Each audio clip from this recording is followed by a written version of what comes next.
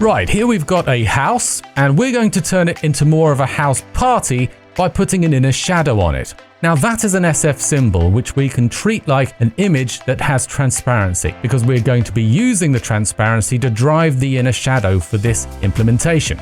Now, this is the third episode, so if you haven't seen the first and second, I recommend watching them because I go into a bit more detail as to how we are actually constructing these inner shadows. In the middle there, you can see the implementation for the view inner shadow that I brought in from the last episode. Let's copy that extension and put it on image. Now, for an image, we don't need a shape because it's the image that is actually defining the shape that we want. And then, as we did in the last episode, I'm just going to get rid of that. So we can start here with something that compiles and then use it here, inner shadow. And at the moment, I'm just going to put our nice background on there and then resume. If you remember in the last episode, when we were dealing with the shape, we had to clear the shape, as in we had to fill it with the clear color. But it's a little bit different in this case because we're not going to be using the original image. We're going to use it, obviously, but we're going to ignore the original image as the thing we're going to be putting backgrounds on. We're just going to be putting backgrounds on the color clear. So the first thing we do is actually just return color clear. So we say color clear. Now that's going to disappear. Don't panic. The next thing we're going to do is return a background of the background, but masked to the shape.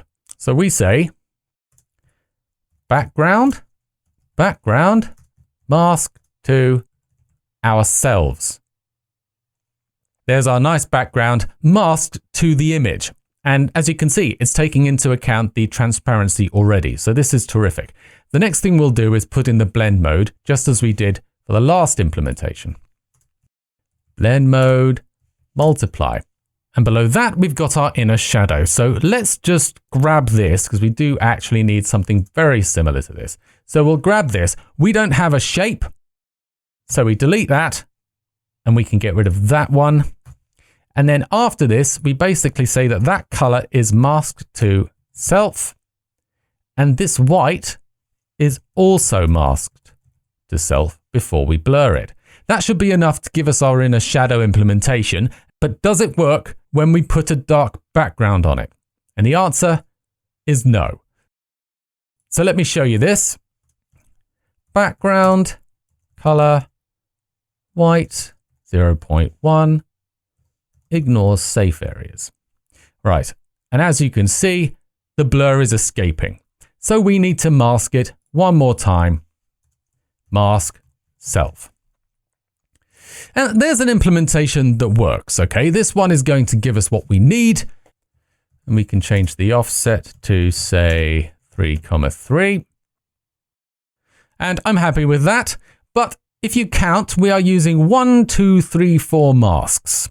Whoever said the first rule of optimization was don't wasn't really reading from my book, because leaving performance on the table is a bit silly in my opinion when you can do something about it. So even though the performance of mask isn't going to kill us, if we're going to put this in a list, we want to start thinking about it. And mask does incur a performance penalty due to the rasterization phase that goes on under the covers. We're going to rewrite this and we're going to do it in such a way that only uses mask once. Now, when it comes to images, we have the option of changing the render mode. So we can set it to template.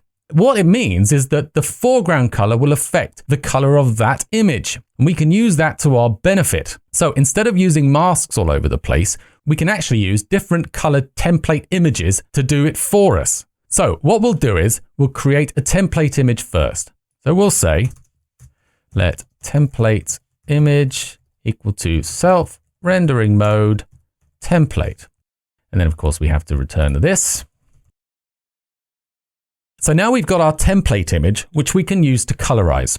We'll deal with the background in a second, but we're going to deal with the shadow implementation first. So instead of masking these colors to self, we can use those colors to drive the foreground color of the template image.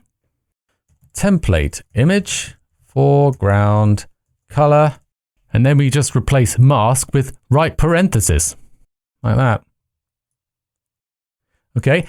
And now we've got an implementation which uses 2 fewer mask modifiers and gives exactly the same result. But we can go a step further because we don't even need to mask the background because the mask on line 30 is going to do that for us. So I can take that out as well. All right, and now we've got our implementation, which is performant and impervious to changes in the background color. So now that we've got a robust implementation that gives us an inner shadow on an image driven by its transparency, what do we do with that? Well, obviously, we make it look like Wolverine has got a hold of our iPhone. And in order to make that happen, the first thing I'm going to do is replace this background with something that looks a little bit more like aluminium with a bit of a directional light on it. So we'll go down to the bottom, and instead of that background, I'm going to put a linear gradient on it. I'm going to say linear gradient, and I'm going to put the color with white of 0.7, and that's going to a color of white with 0.4, and we're sending that one to the bottom trailing. And then we're going to ignore safe area for the whole thing because we want the image and the background to be ignoring the safe areas for this next bit. The next thing we need are some claw marks. Now I created some claw marks in After Effects using some shapes and a rough and edges effect. So I'm going to pull that one in now. Get rid of that. Image, claw marks. Okay.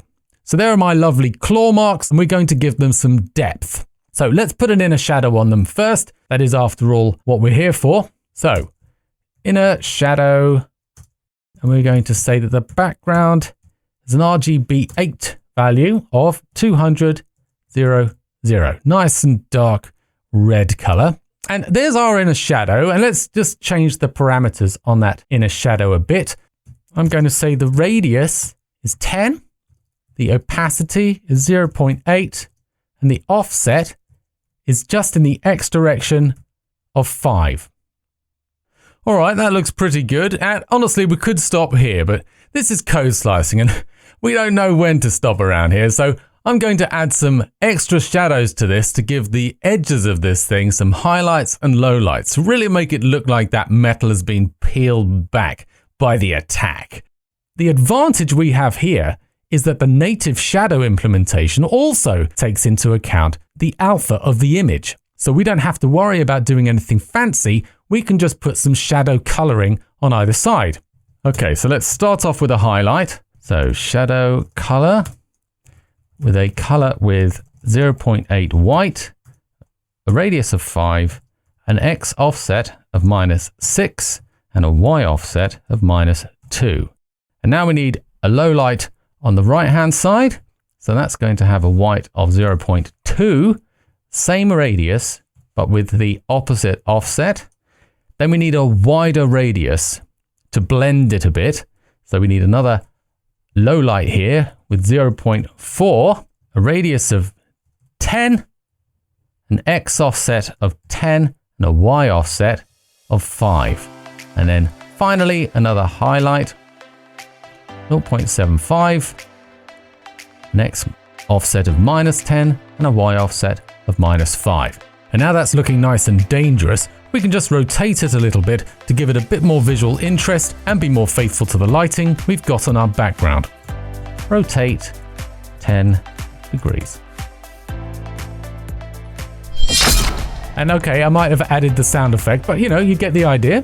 Now, as a little bonus, for those of you who made it to the end, I'm just going to show you that actually this implementation for inner shadow can be simplified even further than this. Get rid of that. Get rid of that because the mask at the bottom takes care of it. Then we can take this, because we're only using it once, we might as well just put it in line, and then we'll just clean that up by getting rid of that. There we are. A little bit cleaner there. And you might think that I forgot to do that, but no, I was just testing you. So did you spot it yourselves? Let me know in the comments. So there you go. Hopefully that's given you all you need to deal with any situation that you might encounter. And if you have your own solutions that might even be simpler than mine, let me know in the comments. I'd be really interested to see them. If you found this useful, then give it one of those. It helps people find the channel and helps me get out of bed in the morning. And if you want to see more of this kind of thing, consider subscribing, and that might just be exactly what happens. If you have any other comments or suggestions, please leave them below. But in the meantime, thanks for joining me. See you next time.